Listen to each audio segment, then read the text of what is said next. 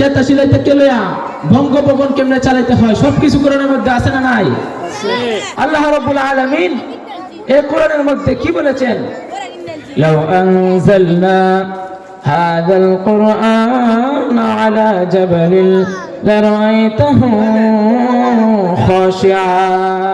আল্লাহ রাব্বুল আলামিন বলতেছেন লাউ আনজালনা হাযাল কুরআন আলা জাবালিন লারাআইতা। জাবাল মানে তো পাহাড়। আমি সর্বপ্রথম পাহাড়ের উপর দিয়ে আমার কোরআনটা রাখা হতো, এই পাহাড়টা ভেঙে চুরে তছনছ হয়ে যেত। আল্লাহ রাব্বুল আলামিন এই পাহাড় অস্বীকার জানাইছে। সর্বপ্রথম আল্লাহ রাব্বুল আলামিন আকাশকে প্রশ্ন করে, আকাশ আমি তোমাদের উপর কোরআন নাজিল করতে চাই। আল্লাহ রাব্বুল আলামিন সর্বপ্রথম আকাশকে নির্দেশনা দেয়, আকাশ আমার কোরআন তোমার উপর নাজিল করতে চাই। আকাশ কেঁদে কেঁদে বলে, রব্বুল আলামিন আমি আকাশ সহ্য করতে পারবো না কোরআনের ভার, এত কোরআনের ভার, আমি আকাশ ভেঙ্গে চুরে চুরমার হয়ে যাব। তোমার কোরআনের যে এত ভার, কোরআনের যে এত মজবুত, কোরআনের যে এত পাওয়ার, আমি আকাশ সহ্য করতে পারবো না। আল্লাহ রাব্বুল আলামিন তারপর সর্বপ্রথম জমিনকে নির্দেশ দিলেন, জমিন আমি তোমার উপর কোরআন নাজিল করতে চাই। সর্বপ্রথম আকাশকে নির্দেশনা দেয়, আকাশ তোমার উপর আমি কোরআন নাজিল করতে চাই।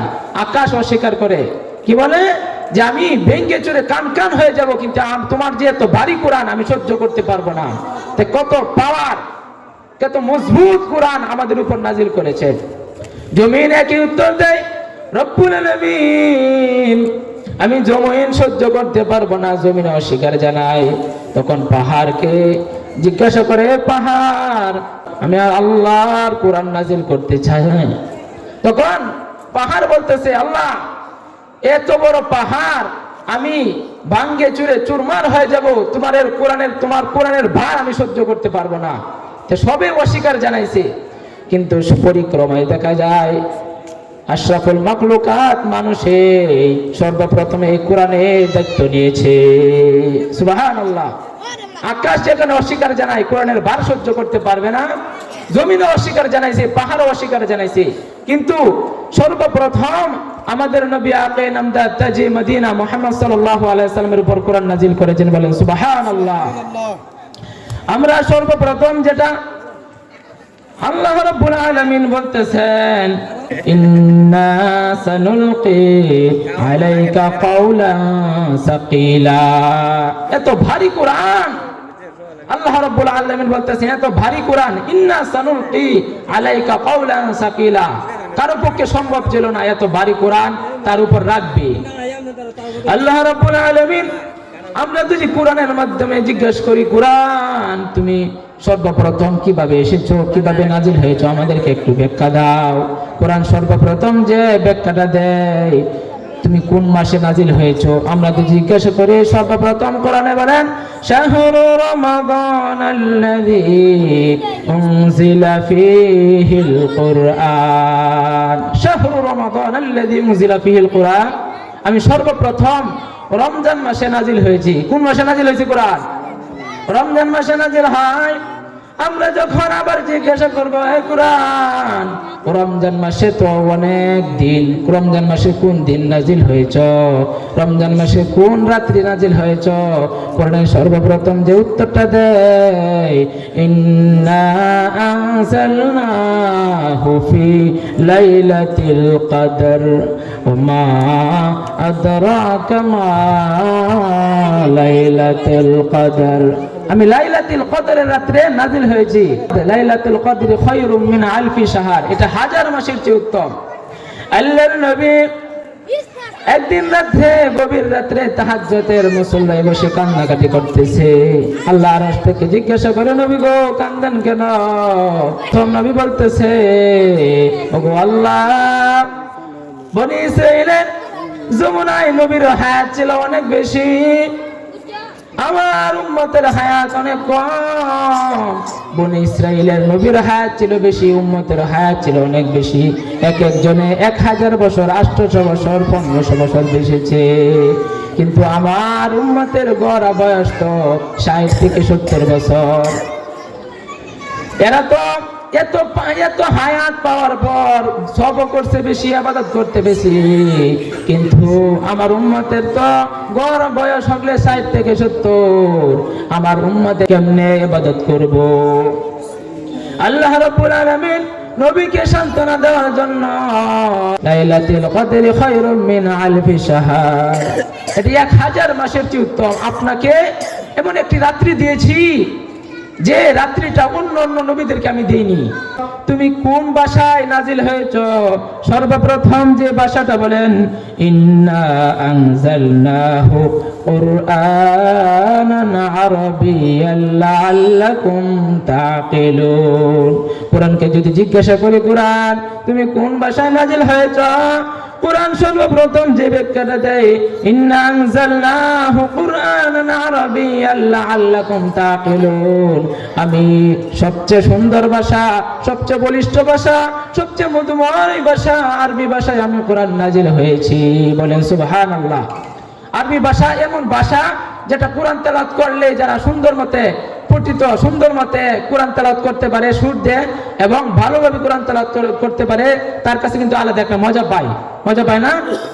দেখেন আব্দুর রহমান আস-সুলাইহি যখন কোরআন শরীফ তেলাওয়াত করে, অনেক মানুষের পিছন দিয়ে কানতে একবারে শরীরে যে এও থাকে, রুমাল থাকে, তারপরে শরীরে যে চাদর থাকে, চাদর পর্যন্ত ভিজে যায় তার কোরআন শরীফের তেলাওয়াত শুনে। কত মধুর তেলাওয়াত করতেন। তখন আমরা যদি সর্বপ্রথম জিজ্ঞাসা করি, কোরআন তোমাকে আমরা কিভাবে তেলাওয়াত করব? কোরআনকে জিজ্ঞাসা করার দরকার নাই, কোরআন তোমাকে আমরা কিভাবে তেলাওয়াত করব? কোরআনকে কিন্তু আমরা গানের সুরে তেলাওয়াত করতে পারবো না, ব্যঙ্গ করে তেলাওয়াত করা যাবে না। কোরআনে সর্বপ্রথম যে প্রশ্নটা করা হয়, সর্বপ্রথম লা ইয়ামাসসুহু ইল্লাল মুতাহহারুন, তুমি তেলাওয়াত করবা পরে আগে তুমি পবিত্র হয়ে নাও। লা ইয়ামাসসুহু ইল্লাল মুতাহহারুন, ভালোভাবে গোসল করে তুমি ভালোভাবে ওযু বানাইয়া তুমি সর্বপ্রথম যে কাজটা করবা পরে পড়বা, আগে তুমি ভালোভাবে ওযু বানাও। সর্বপ্রথম ওযু বানাও, ওযু বানানোর পরে কি করবা? ফাস্তাঈদ বিল্লাহি মিনাশ শাইতানির রাজীম, তুমি যদি পবিত্র হও এবং তুমি যে কাজটা করবা, ফাস্তাঈদ বিল্লাহি মিনাশ শাইতানির রাজীম, সর্বপ্রথম আল্লাহর কাছে বিতাড়িত শয়তান থেকে পানাহ চাইতে হবে। আল্লাহ রাব্বুল আলামিন বলতেছেন, আমরা যখন সর্বপ্রথম আল্লাহ রাব্বুল আলামিন যে কোরআন পাঠাইছে, এই কোরআনের মধ্যে কি বলতে হবে? ফাস্তাঈদ বিল্লাহি মিনাশ শাইতানির রাজীম, পরে বলবেন বিসমিল্লাহির রহমানির রহিম, ওয়ারাত্তিলিল কুরআনা তারতিলা, ওয়ারাত্তিলিল কুরআনা তারতিলা।